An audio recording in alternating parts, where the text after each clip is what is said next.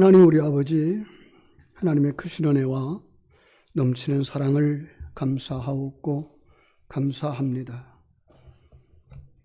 오곡백과가 아름다운 열매를 맺는 이런 가을 역에 아버지 하나님 앞에 나와 예배하는 귀한 성도들, 정녕 이 세상의 열매들처럼 하나님이 기뻐하는 열매 되어져서 천국 곳간에 다 들어가는 사람들이 되게 하여 주시옵소서. 주의 크고 놀라우신 은혜가 오늘도 은혜 사모하며 예배하는 모든 성도들, 예배당에 나왔든지 가정에서 영상으로 예배하든지 예배하는 모든 이들의 심령 속에 충만히 임하시고 눈을 열어서 하나님의 세계를 보는 복된 사람들이 다 되게 하여 주시옵소서. 악한 마귀 권세 틈타지 못하도록 우리 하나님 지켜보호해 주시기를 간절히 소원하며 예수님 이름으로 기도하옵나이다. 아멘. 지난주에 기적이 일어납니다 라는 말씀으로 우리가 하나님의 백성이 된 것이 기적이다라고 이렇게 말씀을 나눴어요. 본문에서 문학 선생이고 세례 요한이 인도해온 두 증인과 예수님이 함께 하는 것, 그것이 임마누엘이라고 그랬고, 그것이 말씀의 가르침이라고 그랬고, 그 속에서 진리의 역사가 일어난다라고 말씀을 드렸죠. 그래서 그들이 변했다. 어떻게 변했죠? 여전히 예수님은 그들이 함께 거하기 전에나 지금이나 똑같은데 불구하고 그들의 눈이 열려서 그 똑같은 예수를 뭐로 보았다? 메시아로 보았다. 그죠? 그리고 확신에 가득 찼고 나아가서 그 예수를 증거하는 자가 되었다. 기적입니다. 그것을 설명하면서 그것은 말씀이 마른 뼈와 같은 그 사람을 살리는 사건이었고, 진리의 성령이 오심으로써 신령한 눈이 열리는 사건이고, 또 하나님의 아들로 거듭나는 사건이고, 예수님을 영접하는 사건이라 이렇게 말씀을 드렸습니다. 그리고 그 사건은 예배하는 우리에게도 일어난다. 우리는 예수님을 영접했고 예수님을 믿습니다. 그리스도 안에서 우리는 새로운 피조물이라고 말한다고 그랬습니다. 그래서 도전을 했습니다. 그리스도 안에 있으면 새로운 피조물이라고 했는데 어떤 것이 변했습니까? 라고 물었죠. 안목의 변화, 가치관의 변화, 세상의 경쟁 구조 속에서 1등, 2등, 3등만 기억하는 이런 세상, 그 속에서 그것을 다 내려놓고 하나님이 지으신 자로 보기 시작했고, 하나님이 주신 환경으로 보기 시작했고, 하나님이 기뻐하는 일들로 보게 된 것이죠. 그렇습니다. 그것이 누려지기 위해서는 진리의 되새김질이 필요하다 그렇게 말씀을 드렸어요. 그래서 그 진리가 되새김질할 때 생명이 되고 그 생명에 의한 말이 술술 나와 내 잔이 넘치나이다의 상황이 될 때 그를 은혜 받은 사람이다, 성령 충만한 사람이다 라고 말한다 그랬습니다. 그 사람은 전능하신 하나님, 창조주여 섭리자여 경륜자이신 하나님과 함께하고 있는 자신을 믿죠. 나를 재창조하시는 하나님의 섭리를 믿죠. 그죠? 그리고 나를 재창조해서 어디로 가요? 천국 백성으로 완성시키라 것이라는 사실을 믿기 때문에 고난 중에서도 감사하고 역경 중에서도 감사하고, 그래서 범사에 감사하라 하신 말씀이 무엇인지 아는 자가 된다 그랬습니다. 여러분, 그래서 묻겠습니다. 옳다고 생각하시면 아멘이라고 대답을 해 주시기 바랍니다. 여러분은 예수님을 믿는 사람입니까? 여러분은 하나님이 나의 아버지 되심을 믿고 지금 내가 살고 있는 이 환경을 하나님이 섭리하시며 나를 재창조하기 위해서 이러한 상황, 이러한 사건, 이런 사람들을 만나게 하신다는 사실을 믿습니까? 예. 그 하나님이 여러분을 사랑하사 독생자를 주신 하나님인 줄로 믿습니까? 그렇다면 이렇게 한번 따라합시다. 나는 삼위일체 하나님, 전능하신 하나님, 나를 사랑하신 하나님, 그 하나님이 나와 함께 하심을 믿습니다. 나를 재창조하심을 믿습니다. 나를 완성시켜 주실 것을 믿습니다. 아멘. 감사합니다. 자, 이렇게 고백하는 여러분들을 성경은 하나님의 백성이다, 하늘나라를 유업으로 받을 자, 장자들, 아들들이다, 이렇게 말합니다. 하나님은 이 시간과 공간 세계에서 이 환경과 사건, 사람들을 통해서 자기 아들들을 만들고 계신 거예요. 그래서 이 땅을 우리는 사망의 음침한 골짜기라도 말하고 세상 사람들은 고해와 같다라고도 말하죠. 그런데 이 나그네 길 같은 이 상황, 여행 중에 어떤 사람이 여행의 목적을 모른다면 어떻게 될까요? 어디로 갈까요? 두 사람이 함께 길을 떠났는데 목적지를 모른다면 이 어리석은 일이 어디 있겠어요? 참 제가 운동을 잘 못해요. 그런데 평생에 한 번 1등을 한 적이 있어요. 이 초등학교 1학년 때인데 시골 학교니까 운동장이 작아요. 한 바퀴를 돌고 저쪽 끝에까지 가야 거기가 골인 지점인 거예요. 그래서 출발을 했어요. 7명이 같이 출발을 했는데 제가 제일 골을 뛰죠. 그런데 그 친구들은 한 바퀴 돌고 자기 자리로 다 들어간 거예요. 저는 어디까지 갔어요? 목표지점까지 갔죠. 평생 한 번 1등을 했어요. 달리기에서. 왜? 목적지를 알았기 때문에. 그죠? 자, 우리는 오늘 말씀을 통해서 하나님의 목적을 알고 나의 목적지를 알고 그러한 것을 누리는 여유롭고 풍성한 성도들이 되어지기를 주님의 이름으로 축원합니다. 자, 오늘 말씀에 그런 면에서 하나님은 우리에게 더 큰 일을 보리라 라고 말씀을 했어요. 그런데 오늘 본문의 1절, 첫 절을 한번 보면은 첫 절의 첫 단어가 무슨 단어죠? 이튿날. 여러분, 그러면 몇째 날일 것 같아요? 제가 그 요한복음 1장 1절부터 2장 12절까지와 창세기 1장 1절부터 2장 3절까지의 그 7날과 7날을 대조하면서 이것이 하나님이 천지 창조를 한 그림입니다 라고 했어요.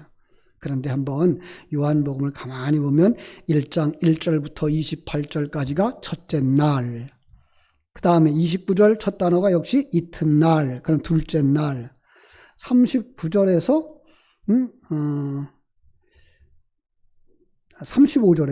35절에서 보면 또 이튿날 그랬어요. 그럼 몇째 날이에요?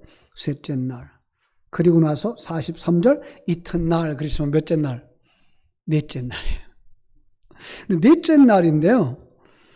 그 다음에 2장 1절에 가면은 사흘째 되던 날 이렇게 되어 있어요. 그러면 여기에 몇째 날이 들어가 있는 거예요. 그리고 그 2장 1절부터 12절까지 사흘째 되던 날이 7번째 날이라 그러면 여기 1장 43절에서부터 51절까지 속에는 넷째 날, 다섯째 날, 여섯째 날이 다 들어가 있는 거예요.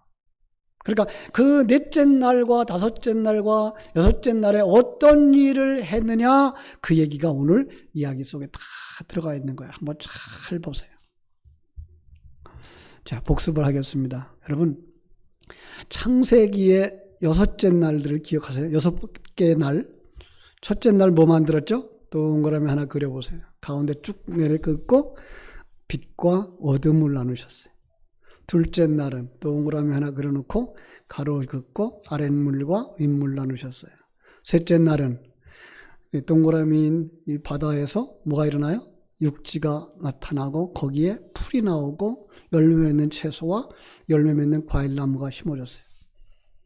넷째 날은요, 첫째 날에 공백에다 채울 거를 만들어요. 빛과 어둠을 하는데 빛을 상징할 수 있는 해를 만드시고 어둠을 주관할 수 있는 달과 별을 만들었어요. 넷째 날. 다섯째 날 뭐 만들었겠어요? 둘째 날 만들어 놓은 바다의 물고기, 그 다음에 공중의 새들을 만드셨어요. 여섯째 날은요? 여섯째 날은 그 육지 위에 각종 짐승들을 만드시고 이 모든 것들이 누구를 위해서 만든 건지 아니? 그러면서 사람을 하나 탁 만들었어요.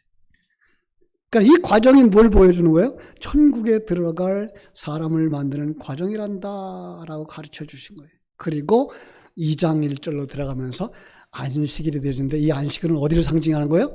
천국의 상징인 거예요. 그래서 예수님을 어디의 주인이라? 안식일의 주인이라, 천국의 주인이라 이렇게 만들어 이야기를 하는 거예요. 그렇습니다.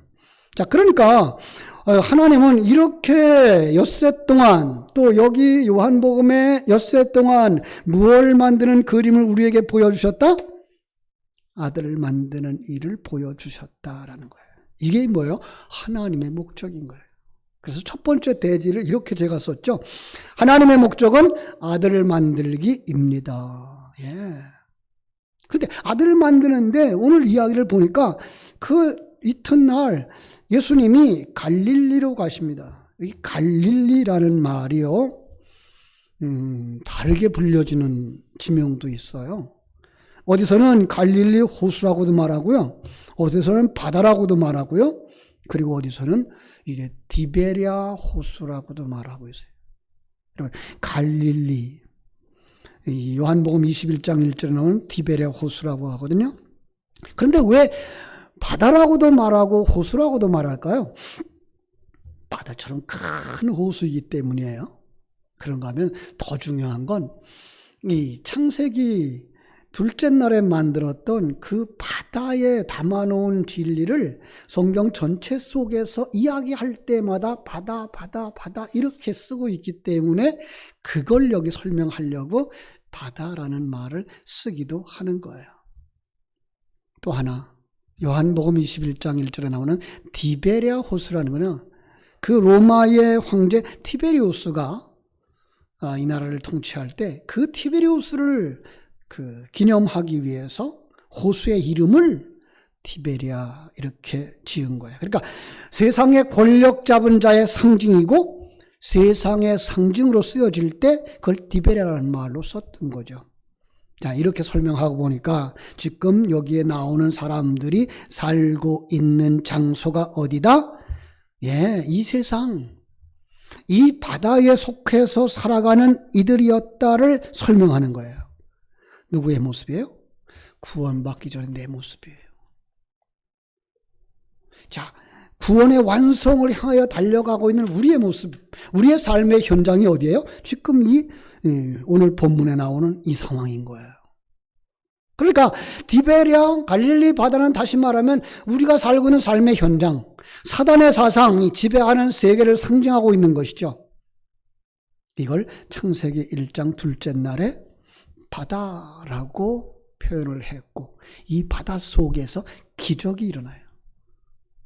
나중에 이 바다가 없어지죠. 요한계시록에 가면 그 바다가 다시는 있지 아니하더라. 왜요? 천국이 열렸으니까. 다 우리는 천국으로 들어갔으니까. 그런데 거기에 누가 살고 있어요? 자기 백성들이 있는 거예요. 그래서 하나님이 그 자기 백성들을 찾아오셔서 임마누엘 하신다라고 하는 이야기를 우리는 여기서 딱 두 번째 대지로 잡을 수가 있는 거죠. 여러분, 탕자의 비유를 아시죠? 작은 아들, 아버지에게 재산에 자기 몫을 달라 그래서 아버지 집을 떠나요. 어디로 내려가요? 돼지우리가로 내려가요. 거기에도 놀라운 진리를 담아주신 거예요. 아버지가 돈을 안 줬으면 갈 수 있었을까요? 없었을까요? 갈 수 없죠.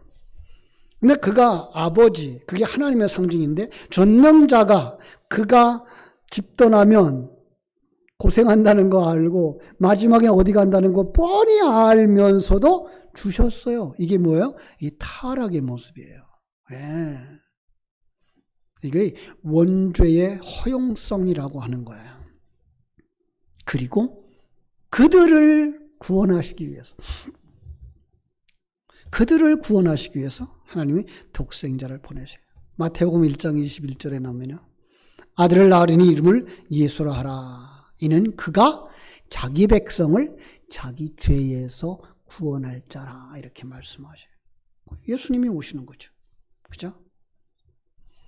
옛날 어른들이 부흥회를 하면서 그렇게 얘기를 했어요. 그 목자가 잃어버린 양을 찾기 위해서 산을 넘고 강을 건너서, 그죠?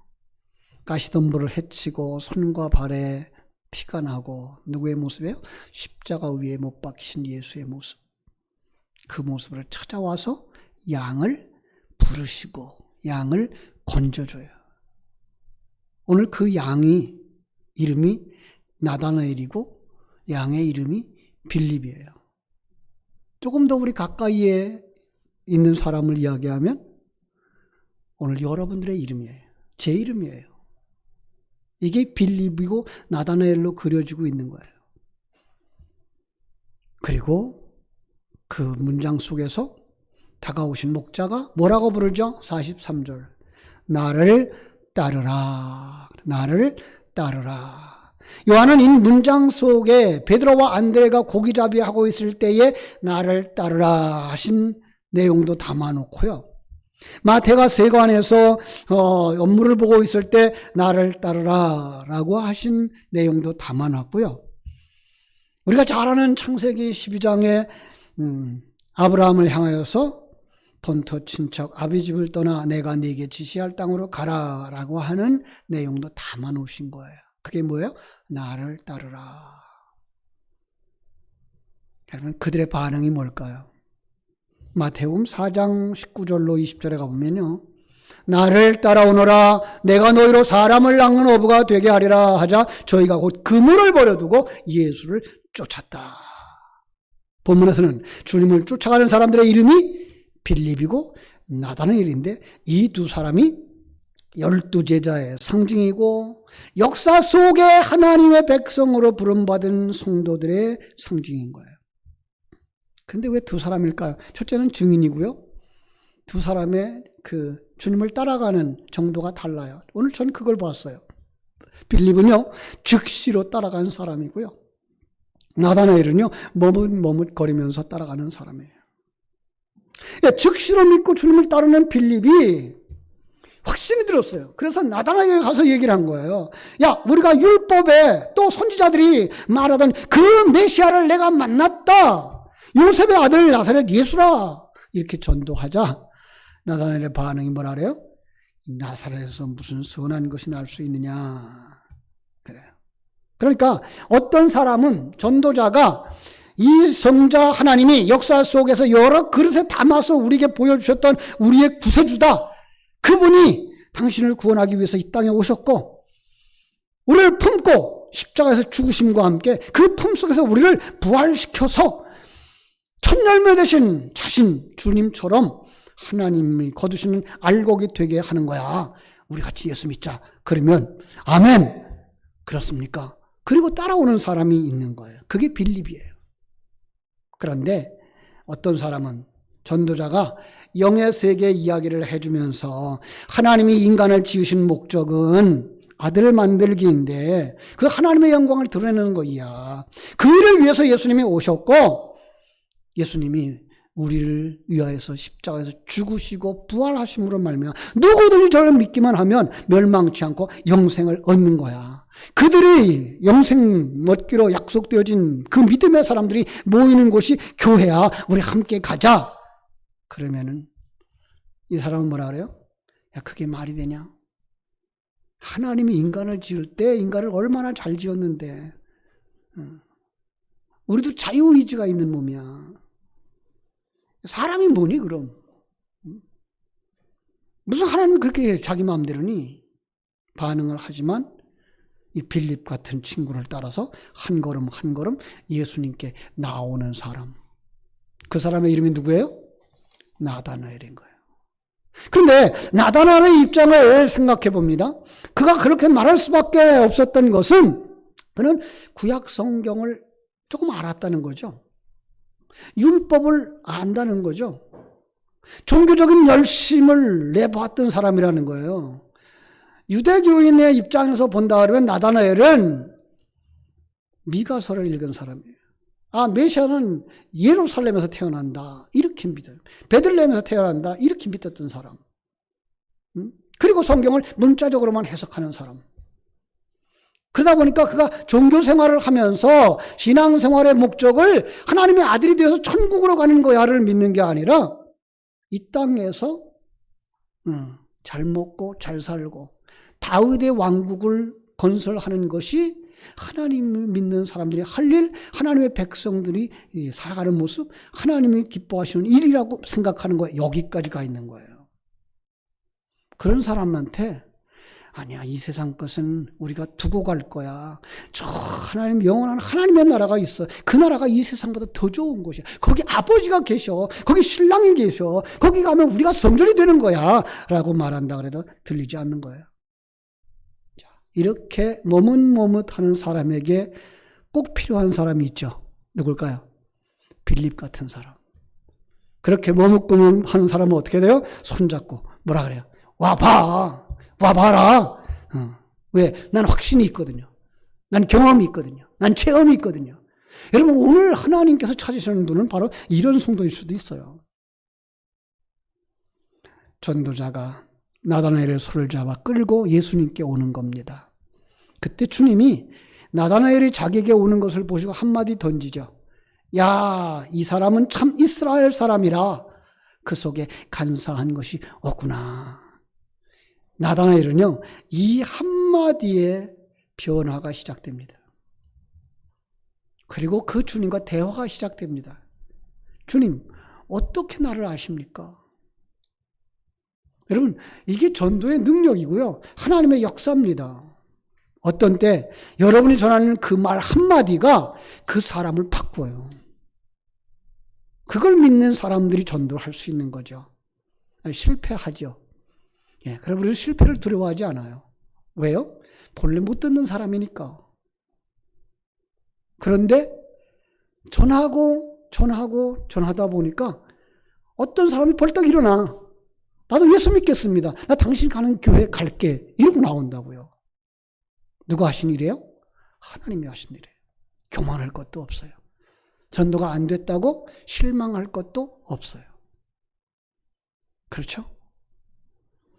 자, 예수님이 대답합니다. 내가 무화과나무 아래에 있을 때 내가 너를 보았다.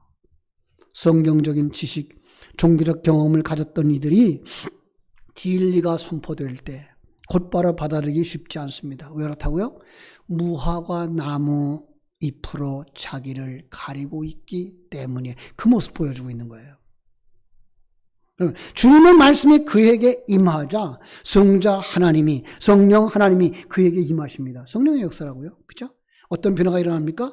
그 입에서 당신은 하나님의 아들이요 이스라엘의 임금이십니다. 고백이 튀어나오는 거예요. 뭐였다는 거예요? 변했다는 거예요. 거듭났다는 거예요. 눈이 열렸다는 거예요. 임마누엘 하면 더 큰 일을 보게 됩니다. 자, 지난주 말씀 제목처럼 기적이 일어나는 거예요. 오늘은 그 기적이 어떻게 일어나는가를 설명해 주는 부분이거든요. 50절 우리 같이 한번 읽어보겠습니다. 50절. 예수께서 대답하여 이르시되 내가 너를 무화과나무 아래에서 보았다 함으로 믿느냐? 이보다 더 큰 일을 보리라. 아멘. 여러분, 이 말씀 그대로 가요. 창세기 3장으로 가시면요. 창세기 3장 7절에 이 무화과나무에 대한 이야기가 나와요. 그들이 타락했죠. 그리고 하나님이 두려워서 숨었죠. 두렵고 숨어있는 그 자리에서 뭐 했는지 아시죠? 제가 창세기 3장 7절 읽어드릴게요. 이에 그들의 눈이 밝아 자기 몸이 벗은 줄 알고 무화과나무 잎을 엮고 치마를 하였더라. 무화과나무 잎사귀로 치마를 해서 자기 수치를 가리우고는 난 괜찮아 이러고 나오는 거죠. 그죠? 여러분, 무화과나무 잎이라고 하는 단어에다가 하나님은 이렇게 깊은 진리들을 담아서 성경 곳곳에 무화과나무의 이야기를 이렇게 계시하고 있는 거예요. 그러니까 무화과 나무 잎으로 치마를 만들었다는 것은 타락한 이들의 자기 노력의 상징인 거예요. 본문에 나무 아래, 무화과 나무 아래 있을 때 내가 보았다라는 것도 같은 의미인 거예요. 물론 역사적으로나 지리적으로 상황을 보면 무화과 나무 잎이 그늘이 되기 때문에 당시 랍비들이 율법을 교육하거나 묵상하던 장소고 기도했던 장소라고 사용했대요. 예. 그러나 사도 요한이 이 내용을 가져다 쓰면서 넷째 날, 다섯째 날, 여섯째 날에 하나님의 아들을 만드는 사건을 기록하면서 우리에게 계시하고자 했던 것은 나다나엘 한 사람이 이야기를 넘어서서 타락했던 자들, 그죠? 죽은 자 마른 뼈 같은 사람이 하나님의 생명이 들어가기 전에, 눈이 열려지기 전에 자기의 삶의 주인이 자기라고 주장하고 있는 그 타락한 사람의 상태, 종교적인 사람의 상태를 그려내는 거예요. 그게 뭐예요? 무화과 나무인 거예요. 누가복음 19장에 가보면요, 거기에도 이 무화과 나무의 이야기가 나와요. 삭개오의 이야기죠. 삭개오가 어디에 올라갔어요? 예, 옛날 성경만 보셨던 분들은 뽕나무로 올라갔다 그러죠, 그죠? 그런데 요즘 성경은 어떻게 바뀌었을까요? 돌무화과 나무라고 바뀌었어요. 왜냐하면 원어가 그걸 무화과 나무라고 바꾸고 있기 때문에 그런 거예요. 그런데 삭개오가 예수님이 여리고로 오신다 하는 소식을 듣고서는 누구를 구원하러 왔어요? 사실은 삭개오를 구원하러 오신다는 거죠. 근데 삭개오는 무화과 나무 꼭대기로 올라가 예수님을 보려는 거예요. 그죠? 그러니까 삭개오 이야기도 똑같은 의미를 담고 있는 거예요. 그가 비록 주님께 나오려고 하지만 그는 자기의 의의 옷을 입은, 자기 종교적 열심으로 평가를 받고 싶은 그 무화과 나무 잎으로 치마를 해서 입은 사람이었다는 거죠. 여러분, 무화과 나무 잎이라 그러면 우리는 그냥 나뭇잎이라서 우습게 여겨지죠. 그래요. 어떤 분들은 그래요. 햇빛이 비춰지면 바스러질 수밖에 없는, 가치 없는 것, 그렇게 얘기를 하는데 사실 거기에 담아준 무화과 나무의 의미는요, 예복이에요. 주님께서 우리에게 의의 옷을 입혀주시죠. 믿음의 사람이 되어지고 나면 우리가 다 의의 옷을 입고, 그죠? 의의 세마포 옷을 입은 자가 되어지고 그 속에서 의인으로 성장해요. 그런데 그 사람이 그 옷을 입지 않고 자기의 의의 옷을 입은 걸 뭐라 한다? 무화과 나무로 치마를 해서 입었다라고 말하는 거예요. 마태복음 22장 1절로 14절에 가면요, 잔치를 배설한 주인이 초청된 사람들에게 예복을 나눠줘요. 이게 이스라엘의 풍습이에요. 그런데 하나님은 그걸 갖다가 성경 속에다 계시의 도구로 써서 이야기를 하나 만들어 놨네요. 자, 잔치에 참석을 했어요. 그들에게 다 예복을 주었어요. 그런데 그 잔치 주인이 들어와 보니까 한 사람이 예복을 입지 않았어. 왜 예복을 입지 않았다고요? 그들이 입고 있는 옷보다 자기 옷이 더 뛰어나고 더 좋다라고 생각했기 때문에. 이게 뭐예요? 자기 의에 충만되어진 사람, 자기가 주인인 사람, 자기 판단력이 옳다고 하는 사람, 자기가 왕인 사람, 그렇죠? 그런데 하나님은 뭐라 그래요? 아니, 그를 바깥 어두운데 내쫓아 슬피 울며 이를 갈게 해라.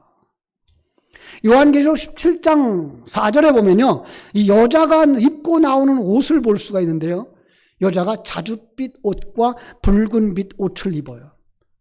성경 속에 자줏빛 붉은빛은요, 왕이 입는 옷, 왕비가 입는 옷이에요.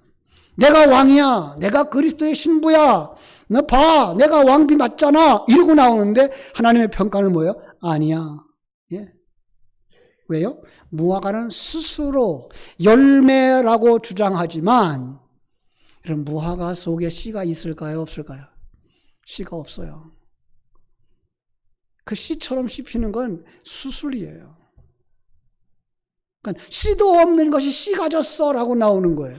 여러분, 씨는 성경 속에 굉장히 중요하죠. 하나님의 생명이잖아요. 그죠? 하나님의 생명이 없는데 성도인 척하고 나오는 사람, 하나님의 생명이 없는데 하나님의 백성인 척하고 나오는 사람이 뭐예요? 무화과 나무인 거예요. 그죠? 주인이신 하나님이 나는 네가 누군지 몰라, 너는 하늘나라 백성이 아니야 라고 말하는 거예요. 전도자는 그런 사람들을 어디로 끌고 와야 돼요? 예수님 앞으로 끌고 와야 되죠. 빌립처럼 나다나엘을 끌고 와보라 라고 말하는 것처럼 데려와야 돼요. 왜? 믿음은 어디서 와요? 들음에서 나기 때문에. 그렇죠? 나다나엘에게 말씀하십니다. 이제 내가 더 큰 일을 볼 거야. 지금까지 내가 무화과나무 잎으로 치마를 해 입고 있었지만 이제 나와 함께 있으면 너는 더 큰 일을 보게 될 거야. 오늘 말씀이에요. 그죠?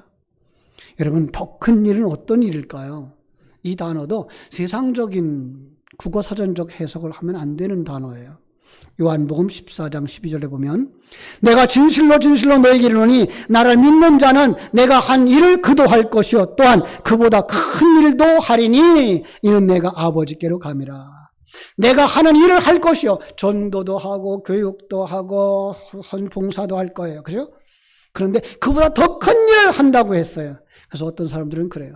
예수님은 예배당 하나 짓지 못했는데 우린 예배당을 지었어. 우린 더 큰 일을 했어. 그게 더 큰 일일까요? 예수님은 유대 땅을 벗어나서 이방에 전도를 간 적이 없어. 우리는 비행기 타고 저 멀리 외국에까지 나가서 선교를 했어. 우린 더 큰 일을 했어. 그럴까요? 아니에요. 여러분, 이 세상적인 개념의 큰 일과 작은 일이 아니라 하나님은 세상 일을 작은 일이라고 말하고 영의 세계의 일, 하나님의 일을 큰 일이라고 말한 거예요. 그래서 누가복음 8장 26절로 39절에 보면 귀신 들렸던 한 사람을 고치자 그 사람이 예수님을 따라서 같이 가겠다고 졸라댑니다. 그때 예수님이 이렇게 말씀하십니다. 집으로 돌아가 하나님이 내게 어떻게 큰 일을 행하셨는지 말하라. 그랬더니 그 사람이 순종하고 가서 예수께서 자기에게 어떻게 큰 일을 행하셨는지를 온 성내에 전파하니라. 이렇게 돼 있어요. 여러분, 귀신 쫓아낸 것이 큰 일인가요? 아니에요. 그건 뭘 상징하고 있는 거예요? 귀신 속에 살았던, 귀신 들렸던 내가 예수 그리스도가 메시아인 줄 알고 메시아를 따르게 된 일, 이게가 큰 일인 거예요. 그렇죠? 오늘 본문은 나다나엘이 구원받게 되는 그 일이 뭐라 그래요? 큰 일이라고 말씀하고 있는 거예요.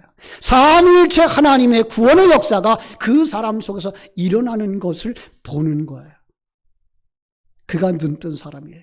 사랑하는 성도 여러분, 신령한 눈이 열렸습니까? 나 예수 믿는 사람입니까? 주님과 함께 임마누엘 하는 사람입니까? 그렇다면 다른 사람은 둘째치고 내 속에서 먼저 내가 하나님의 사람으로 만들어져 가고 있는 그 큰 일을 볼 수 있어야 될 줄로 믿습니다. 자, 이제 오늘 본문을 읽다 보면 이런 말씀을 한번 볼게 되죠. 51절 같이 읽어요. 시작. 또 이르시되 진실로 진실로 너에게 이르노니 하늘이 열리고 하나님의 사자들이 인자 위에 오르락 내리락 하는 것을 보리라 하시니라. 어디가 생각나죠? 창세기 28장 생각나죠? 거긴 누가야? 야곱이 돌베개 베고 잠자다가 사다리를 보죠. 그죠? 사다리가 하늘 끝에까지 닿았고 거기서 천사들이 오르락 내리락 하는 것을 보았죠. 그죠? 그런데 오늘 본문은 어떻게 묘사합니까? 하늘이 열리고 하나님의 사자들이 누구 위로? 인자 위로. 그죠? 그렇습니다. 야곱의 꿈에 보였던 사다리는 바로 인자, 예수 그리스도였던 거예요. 그분이 길이신 거예요. 어디 가는 길? 천국 가는 길. 우리가 거리로 올라가는 것을 보는 거예요. 그게 더 큰 일을 보는 거예요. 그것을 본 사람은 어떻게 해요? 다시 내려오죠. 왜? 아직도 내 형제들이 저 아래에 있거든요. 그들에게 이 소식을 전해야 되겠거든요. 그들도 바로 하나님이 원하시는 그 하나님의 아들 되기를 소원하거든요. 사랑하는 성도 여러분, 여러분 빌립입니까? 나다나엘입니까? 하나님 앞에 나온 사람들은 하나님이 결코 버리지 않는 줄로 믿습니다. 여러분에게 진리와 생명의 말씀 성령을 부으셔서 여러분의 닫혔던 눈을 여시고 큰 큰 일을 보게 해 주실 줄로 믿습니다.